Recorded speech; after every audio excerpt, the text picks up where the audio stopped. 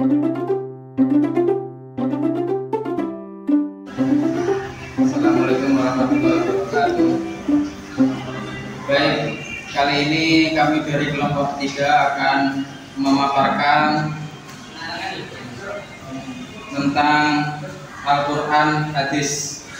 Adapun pada kali ini dalam pembelajaran media PAI, dan pada kesempatan kali ini kelompok 3 mendapatkan tema Al-Quran hadis. Baik, langsung saja ke inti.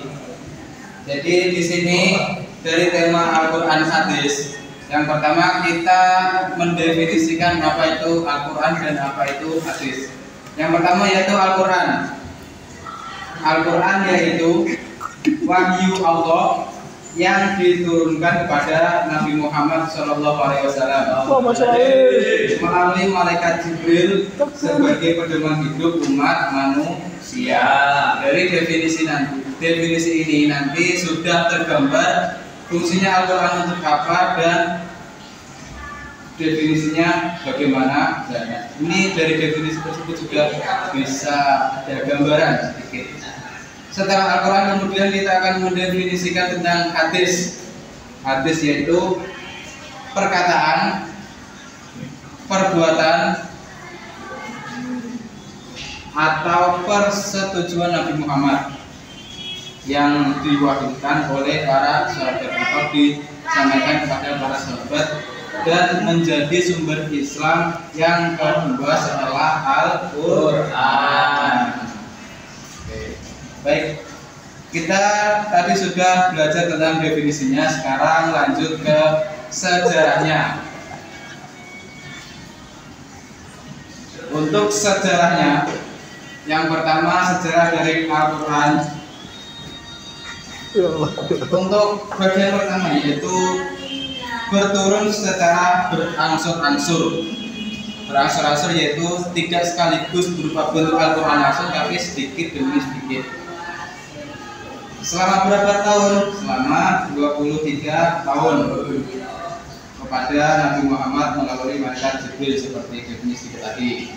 Kemudian adapun pengumpulan Al-Quran ini terjadi pada masa Abu Bakar dalam bentuk tulisan, tapi ini belum bentuk kitab yang jadi satu yang sudah kita kenal pada umumnya. Kemudian pada masa Khalifah Utsman bin Affan disempurnakan menjadi mushaf seperti gambar ini. Ya.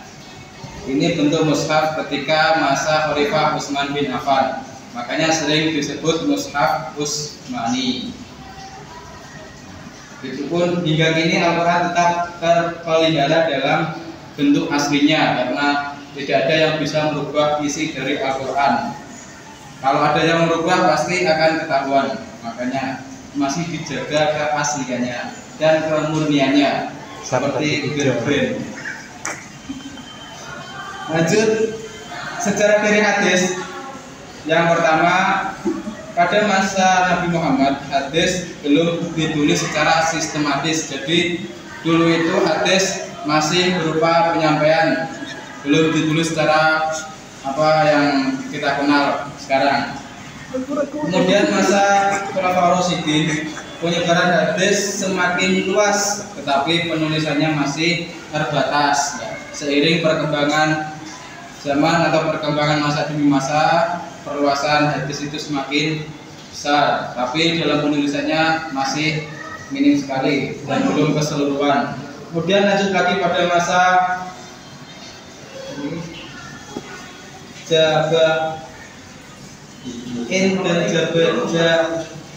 tabi'in dan tabi'at hadis mulai dikumpulkan. Nah, dari masa setelah Khulafaur Rasyidin terus masa tabi'in.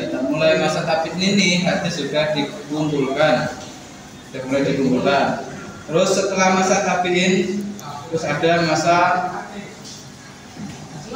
kodifikasi hadis, hadis yang dibuatkan secara resmi dengan ulama seperti Imam Bukhari, Imam Muslim dan lainnya. Dibuatkan secara resmi dengan ulama seperti Imam Bukhari, Imam Muslim dan lainnya. Seperti kitab-kitab hadis yang banyak kita kenal, yaitu ada kitab yang marak sekali di pondok pesantren dan Bulughul Maram, yaitu ada Sunan Tirmidzi, Sunan Abi Dawud dan Sunan Nasa'i, dan itu banyak sekali kumpulan hadis yang sudah dibukukan.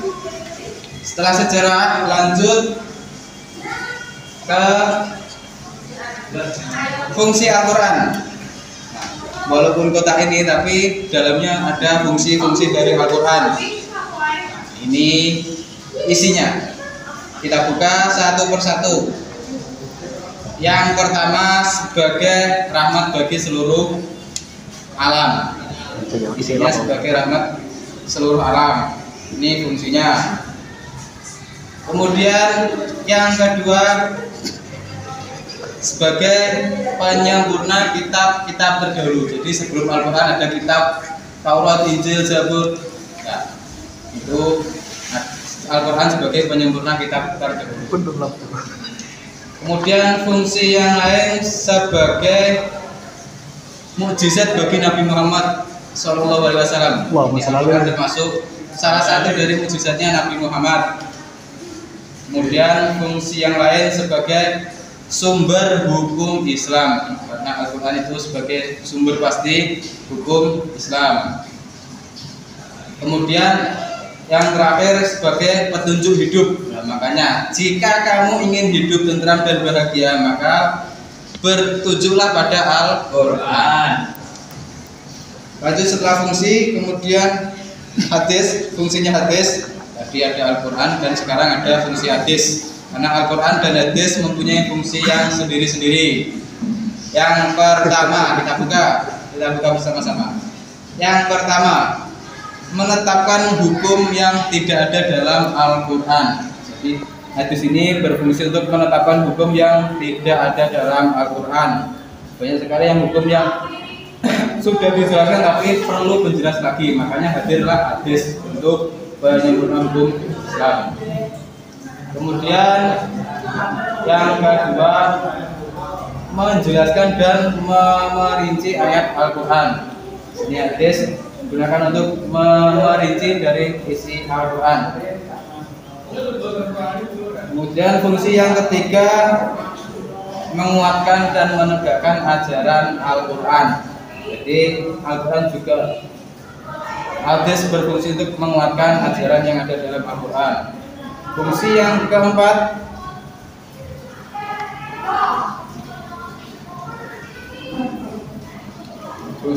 apa? Ada yang tahu? Fungsi yang keempat itu menjadi contoh praktis dalam kehidupan. Menjadi contoh, kalau tidak bisa langsung ke Al-Quran ya ke hadis sebagai contoh perilaku. Kemudian yang terakhir apa ini? Ayo, siapa yang tahu? Komen di bawah ya. Ada yang tahu? Kita lanjut next video. Komen di bawah kalau ada yang tahu fungsi dari hadis yang terakhir. Nanti ada giveaway dari kelompok 3.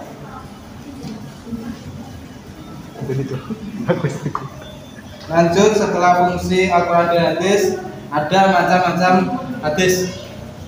Ini hadis ada macam-macam, ada berapa nih? 1, 2, 3, 4, 5. Ada 5 macam hadis. Yang pertama, ada hadis do'if. Ya, hadis do'if ini hadis yang lemah, kategori lemah. Ada yang lemah rawinya, juga kuat hafalannya. Nah, ini tergolong hadis do'if. Kemudian macam yang kedua,